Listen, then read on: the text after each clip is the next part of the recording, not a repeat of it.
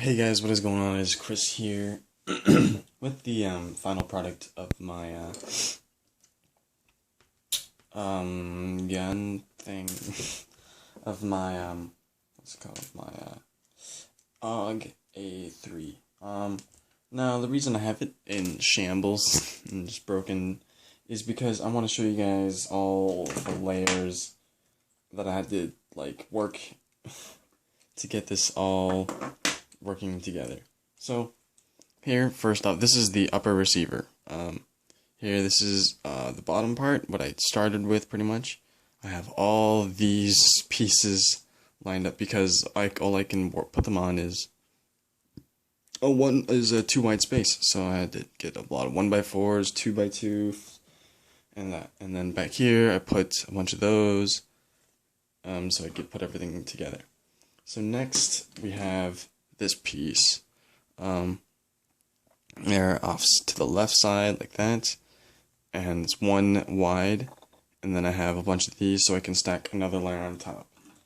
So 1 second. Yeah, this just goes right here like that, and that adds another layer.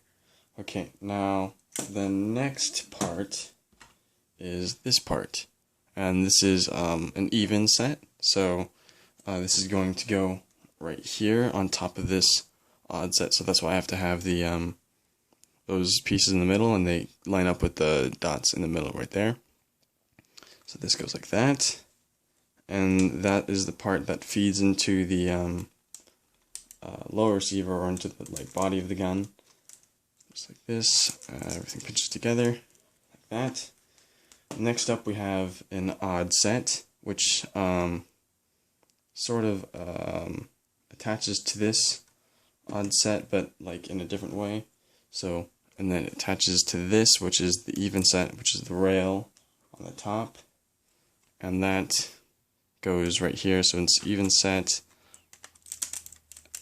attached, and that's all of that, and that's what all that is. It's just a big blob of uneven and even that fits together. Okay, now for the charging handle, this is the charging handle. I actually recently edited this. While filming, I had to do multiple takes because the videos kept getting longer and longer. So, anyways, yeah, this is the charging handle, and that just goes here. It has to be 1.5 studs wide, but it's a little less, but that's fine. And it fits underneath. There's a half brick right here that this fits underneath perfectly, like this. You see? Yeah. Anyways, blah. And then you put the wall on to hold this in. All right. And that's the charging handle. That's the upper receiver. This is the bolt. The bolt was not as hard to do as this, but it still has a lot of weird layers in it. So this is 3 in the middle, 4 on the bottom, 2 on the top, so it's even, odd, even. And then it's 2 on the very bottom for all that. This wasn't as hard to do, but still, there's a lot of weird things. The reason that this has to be shaped like this is so that there's room for the rubber bands. And the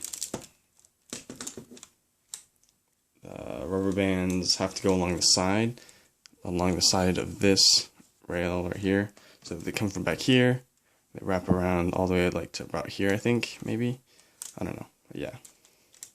So this is just gonna go in here, like that. Then we take the barrel, which is this, has the handle attached to it, and there's a little opening in the front, and you just slide it in, and there you go, that's the barrel. This is the entire upper receiver, and it's ready to just be connected to this. You just put it, line it up, push it in. Alright. And then there's this piece, which locks in the lower receiver, and then this piece back here, which locks in the bolt there. Okay, and that's the AUG A3. There we go. I had to actually fix a bunch of pieces so it would work smoothly, and it does. So here, locks up. There we go, releases. Here in the back, you have the ejection port. And you have your bolt lock on this side right here. So press, pull this back, push this up. Oh shoot, come on. Right, pull this back, push this up, locks back the bolt. There's no like elastics in this, which is actually how it's supposed to be. There just isn't supposed to be elastics attached to the charging handle. So then you pull this down, releases the bolt. Now also you don't have to manually put it up, so when you have a magazine in, pushes it up by itself. So we pull the bolt back. That's no problem. Okay, and we'll pull the bolt back, locks up by itself. I go push it forward. Here, 1 second. There we go. I have to keep that pushed in so it doesn't like all the force isn't on the front of the gun. So right here, this is a stop for the bolt. So it hits this instead of hitting up here, like hitting the bolt, which will like make the barrel fly off and break the gun. Yeah. Here's the magazine. Has a spring on it for the bolt lock. So when you push it in, you can see it move a little bit. Magazine release works right here. This isn't how the actual one works. It doesn't work like that. You would push this in. The actual one, honestly, I have no idea how it works. I looked at it, and it honestly shouldn't work. I don't understand how it works because it shouldn't. Anyways, oh shoot, the gas piston fell off the side of the gun. There we go. So, yeah, this is pretty much it.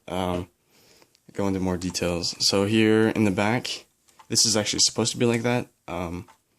If you look on the actual, you can see that before this piece right here, it's more sloped and rounded on the bottom and on the top, and then and then after that, it like doesn't go straight in, but like I'd have to use one of these pieces. You see the gray one right here? I'd have to use one of those pieces to get the angle, but that means it would be going in 3 instead of 2, or going in 2 instead of 1. So yeah, in the back here I have it slopes in to the gun. It's supposed to be like that. And the top, it does the same thing as the bottom, except a little more further back.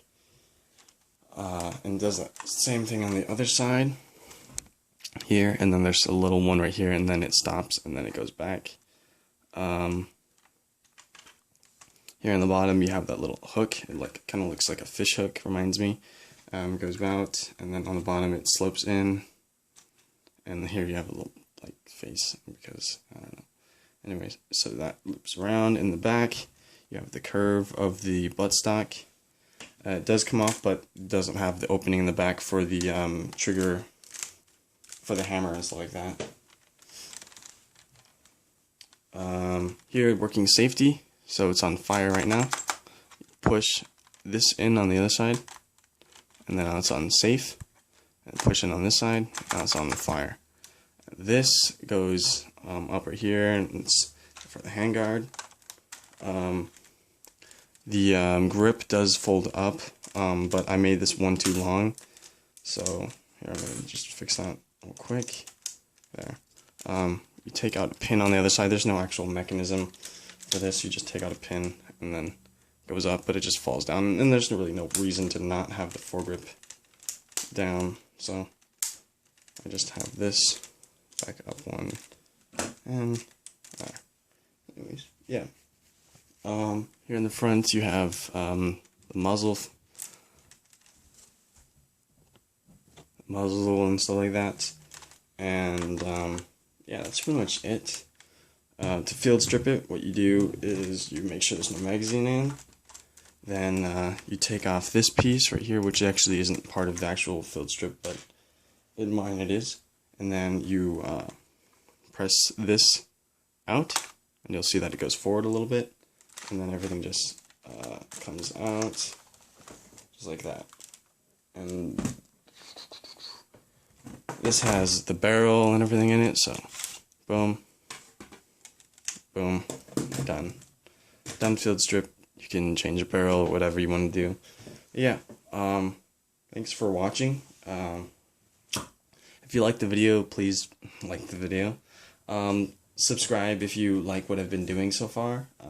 I really actually enjoy doing the field stripping, making all the guns field strippable, and it adds a little more challenge. Bullpups are annoying. I figured out that all bullpups for field stripping are just annoying because it has a lot of weird stuff. But yeah, comments are always welcome. Tell me what you like, what you didn't like.